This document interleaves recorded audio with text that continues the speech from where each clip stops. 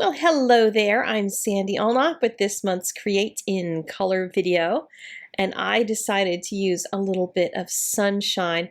I love this stamp set. This little girl is just ready to go out into the flower fields and pick herself a basket of sunshine. These are the colors that I've used, and I'll be posting this on the blog, so if you want a still shot of these colors, then you can get that. The card was really inspired by my trip out to see tulips and daffodils this year. I live near the Skagit Valley, where we have fields and fields and fields and fields of tulips and daffodils every spring. And it's a wonder to see just all of those amazing rows and rows of flowers. So I'll show you how to make this really simple scene. For her, I'm using, I know this is probably scaring everybody, a BV11 for the shadow colors. And once you see this develop, you might have more confidence in the purple that I've chosen here. It may look too purpley. I've even put the E53 over top of it, but to some people that's like, oh my gosh, that looks terrible. Wait till you see it in context with the rest of the colors.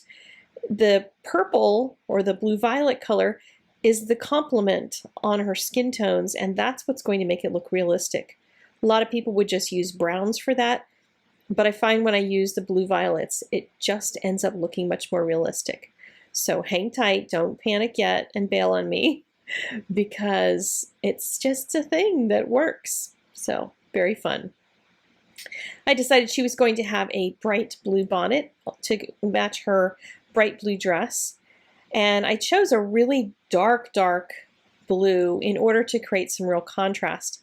And that's going to increase the idea of sunshine being out there. Like when there's a really strong shadow, it's created by really strong sunlight, but it also has to have really bright color. So the light blue that's there in contrast with that really dark blue is going to have a big impact on that little visual to create that real strong contrast going from very, very dark to very, very light.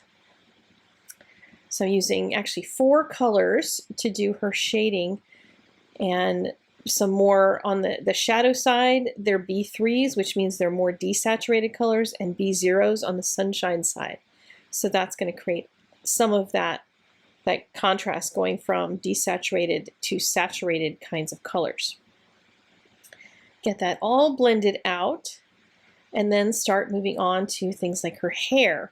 Decided she would have black hair, but I never really start off black hair by using just straight up black, because I want to be able to add some contrast in even the blacks so that I get a little bit of depth in there.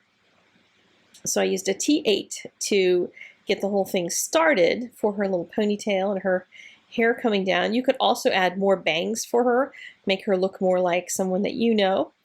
And then I'm adding just a few strokes here and there of the 100 black. And the 100 black is about the same as the 110. A lot of people want to know if there's a difference, and I don't usually see a difference. I did decide to get rid of her ear. I tried knocking the color back with that blue violet, and it just didn't have enough of a knockback, so I just pulled her hair in front of her ear. Add a little bit of her shorts color and leaving just little highlights on the tips of her shorts.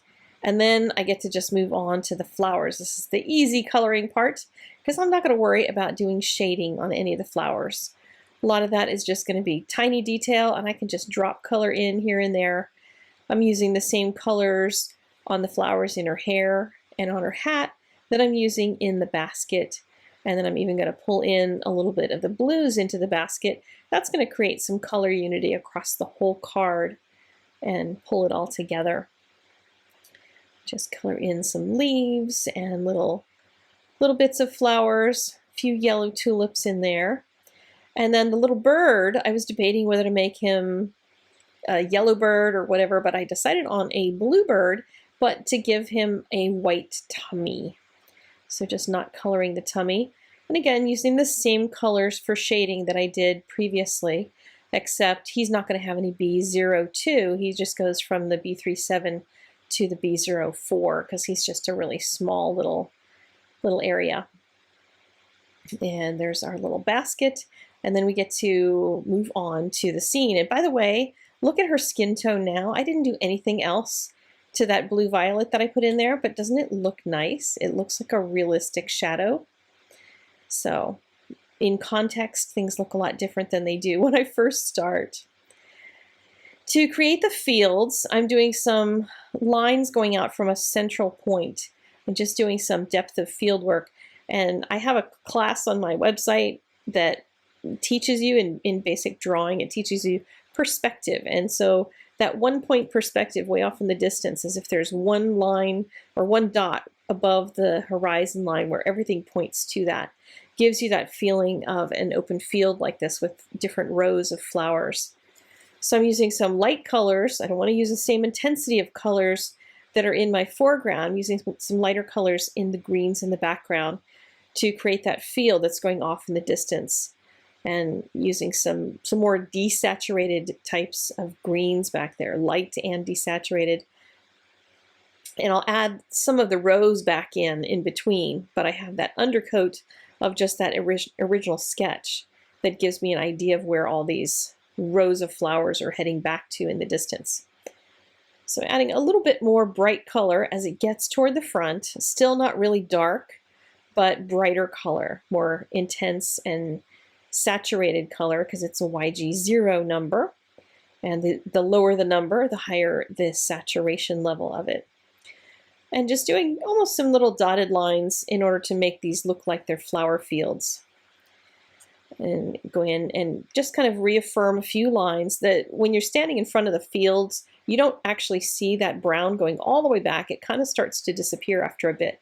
So I have just the front edge where you can see that little brown path where you would walk down to pick the flowers, and then it just gets lighter and disappears out into the distance. So I threw a little color down in the ground. I wasn't sure if I wanted to fill the ground with color or not. Leave that for a decision for later while I put some flowers in the field. I'm just doing stippling, just dots of the colors that are already in the flowers in the fields. And you won't see a whole lot of that color unless you use like reds or something. You would see that off in the distance, but a lot of it just kind of disappears into a long distance of just green out of the field. I decided I would add some clouds, and with clouds you're always coloring the reverse. You're coloring the sky, not the clouds, and coloring around them. So I've got some B00, and then I'll blend that out a little further with some B000, and that just softens it and blends it so that it just kind of goes off into the sky in a really soft kind of way. And even if you get a little bit of not great blending up there, sometimes that can feel like those really soft wispy clouds. And I didn't want to have super bright clouds, so I went over a bunch of the area down here in the cloud section on the horizon line with some of that B000 to just soften that a little bit. I didn't want that high contrast out there, just a little hint that there are some clouds kind of off in the distance. So added a little bit more color in the ground, so the path she's on has more color in it. And then the shadows, I'm using the same BV11 that I used on our skin tone to draw in my shadows, and then go over that with the E33, so it makes it more of a brown, but also pulls it into that natural kind of shadow with that purplish color. So on my card base, I just offset my picture just a little bit, so I have a larger stripe on one side of card base color than I do on the other side, and called it done. So it was lots of fun to color this one. I hope you'll try this one as well, because it's always fun to just sit and relax and color stamps. And I'll see you guys again next month. Take care. Bye-bye.